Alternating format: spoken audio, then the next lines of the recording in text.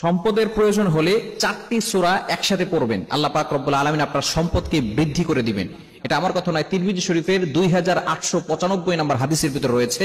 আনাস ইবনে মালিক রাদিয়াল্লাহু তাআলা আনহু থেকে বর্ণিত, নবীজি সাল্লাল্লাহু আলাইহি ওয়াসাল্লামের কাছে একবার এক ব্যক্তি এসেছে। নবী সাল্লাল্লাহু আলাইহি ওয়াসাল্লাম বলেছেন, তুমি কি বিয়ে করেছো? হাল তাজাওয়াজতা ফুলান? নবী সাল্লাল্লাহু আলাইহি ওয়াসাল্লাম জিজ্ঞেস করেছেন, অমুক কি তুমি কি বিয়ে করেছো? তখন সে বলতেছে, ইয়া রাসূলুল্লাহ, আমি বিয়ে করি নাই, আমার কাছে সম্পদ নাই। তখন নবীজি সাল্লাল্লাহু আলাইহি ওয়াসাল্লাম এই 4টি সূরার কথা বলেছেন। তুমি কি এই সূরাগুলো জানো না? তুমি এই সূরাগুলোর আমল করো। বিশেষ করে সূরা ইখলাস, 1 নম্বরে সূরা ইখলাস। ইখলাস হচ্ছে একেবারে ছোট্ট একটি সূরা, তবে এই সূরার ভিতরে অনেক ফজিলত রয়েছে। সূরা ইখলাস আমরা সকলেই জানি, কুল হুয়াল্লাহু আহাদ আল্লাহুস সামাদ লাম ইয়ালিদ ওয়া লাম ইউলাদ ওয়া লাম ইয়াকুল লাহু কুফুয়ান আহাদ। এই সূরার ভিতরে আল্লাহ তাআলার পরিচয় রয়েছে, আল্লাহ পাক রব্বুল আলামিনের একত্ববাদের ঘোষণা রয়েছে। নবীজি সাল্লাল্লাহু আলাইহি ওয়াসাল্লাম যখন মক্কার ভিতরে দাওয়াত দেওয়া শুরু করলো, তখন কাফেররা বলা শুরু করলো, আমাদের দেব দেবতা তো অনেক, কোটি কোটি দেবতা আছে আমাদের, তোমার প্রভু কয়জন, আল্লাহ কয়জন? তখন নবীজি সাল্লাল্লাহু আলাইহি সাল্লামের উপরে আল্লাহ পাক রব্বুল আলামিন এই সূরা নাযিল করে দিয়েছেন, কুল হুয়াল্লাহু আহাদ। নবী হে, আপনি বলে দেন আল্লাহ এক, আল্লাহ অদ্বিতীয়। কুল হুয়াল্লাহু আহাদ আল্লাহুস সামাদ লাম ইয়ালিদ ওয়া লাম ইউলাদ ওয়া লাম ইয়াকুল লাহু কুফুয়ান আহাদ। এটা নবী সাল্লাল্লাহু আলাইহি ওয়াসাল্লাম জানিয়ে দিয়েছেন।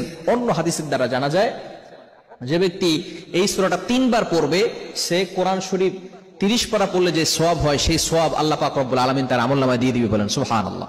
শুধু তাই নয়, নবীজি সাল্লাল্লাহু আলাইহি সাল্লাম আরো জানিয়ে দিয়েছেন, যে ব্যক্তি 10 বার সূরা ইখলাস তেলাওয়াত করবে, আল্লাহ পাক রব্বুল আলামিন তার জন্য জান্নাতের ভিতরে একটা প্রাসাদ নির্মাণ করে দিবে, বলেন সুবহানাল্লাহ। এজন্য 1 নাম্বার সূরা হচ্ছে সূরা ইখলাস, আপনি বেশি বেশি পড়বেন। কুল হুয়াল্লাহু আহাদ আল্লাহুস সামাদ লাম ইয়ালিদ ওয়া লাম ইউলাদ ওয়া লাম ইয়াকুল লাহু কুফুয়ান আহাদ।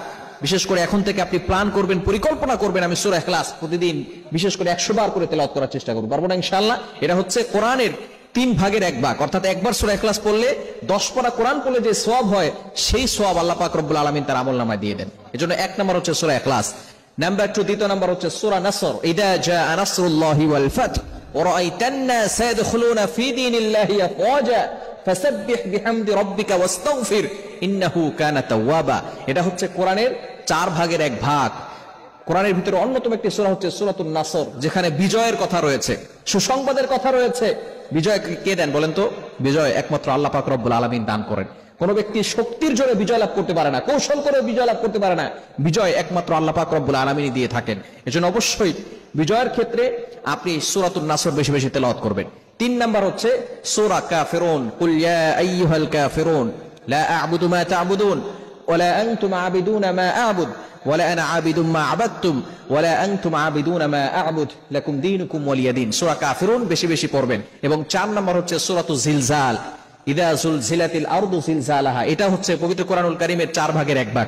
অন্য riwayat দ্বারা জানা যায়, পবিত্র কোরআনুল কারীমের 2 ভাগের 1 ভাগ, অর্থাৎ যে ব্যক্তি একবার পড়বে, 15 পারা কোরআন পড়লে যে সওয়াব হয়, সেই সওয়াব আল্লাহ পাক রব্বুল আলামিন তার আমলনামায় দিয়ে দিবে। সুতরাং আমরা 4টি সূরা পড়বো সম্পদের জন্য, আল্লাহ পাক রব্বুল আলামিন সম্পদ বাড়িয়ে দিবে। 1 নাম্বার সূরা ইখলাস বেশি বেশি পড়বো, দ্বিতীয় নাম্বার সূরা নাসর ইদা জাআ নাসরুল্লাহ বেশি বেশি পড়বো, তৃতীয় নাম্বার সূরা কাফিরুন কুল ইয়া আইয়ুহাল কাফিরুন বেশি বেশি পড়বো, এবং 4 নাম্বার হচ্ছে সূরা জিলজাল ইদা যুলজিলাতিল আরদু জিলজালাহা